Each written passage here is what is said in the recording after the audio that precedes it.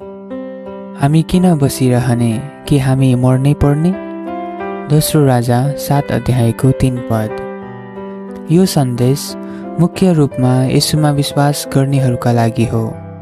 तर यदि तपाईँ अझै उद्धार प्राप्त गर्नुभएको छैन भने हामी तपाईँको आत्माको लागि गहिरो रूपमा चिन्तित छौँ। हाम्रो चाहना छ कि तपाईँले येशू ख्रीष्टलाई चिन्न सक्नुहोस्। कृपया बाइबल खोल्नुहोस् र 4 जना कुष्ठरोगीहरूको कथा पढ्नुहोस्।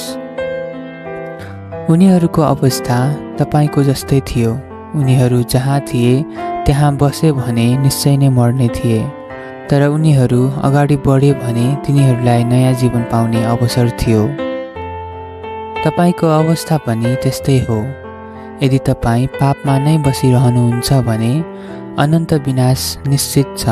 तर यदि तपाईँ येशू कहाँ आउनुहुन्छ भने उहाँले तपाईँलाई बचाउन सक्नुहुन्छ।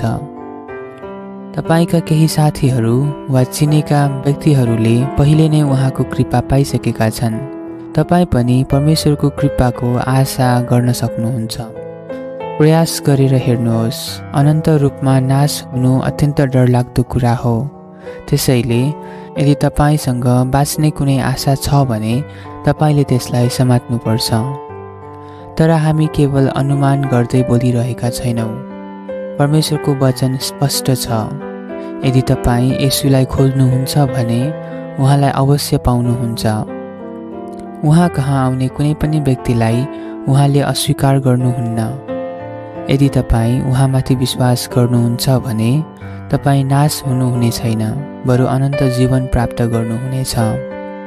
4 जना कुष्ठरोगीहरूले शत्रुहरूको खाली शिविरमा गएर ठुलो खजाना भेट्टाए। तर तपाईँले येशूमा त्योभन्दा अनन्त गुणा ठुलो खजाना पाउनुहुनेछ, उद्धार, शान्ति र अनन्त जीवन। पवित्र आत्माले तपाईँलाई आजै येशू कहाँ जान हिम्मत प्रदान गरून्। जब तपाईँ उद्धार प्राप्त गर्नुहुन्छ, यो शुभ सन्देश अरूहरूलाई पनि सुनाउनुहोस्। पहिले परमेश्वरका मानिसहरूलाई भन्नुहोस् अनि सबै ठाउँमा येशूको महान कार्यको प्रचार गर्नुहोस्। परमेश्वरले तपाईँलाई आजकै दिनमा बचाउनु भएको होस्। प्रार्थना गरौँ। हे प्रभु येशू, म तपाईँ कहाँ आउँछु। म अब पापमा रहन चाहन्न। कृपया मलाई क्षमा गर्नुहोस् र बचाउनुहोस् र नयाँ जीवन दिनुहोस्। तपाईँको कृपा र प्रेमले मलाई भरिदिनुहोस् र यो शुभ सन्देश अरूसँग बाँड्ने शक्ति दिनुहोस्। येशू प्रभुको नाउँमा, आमेन।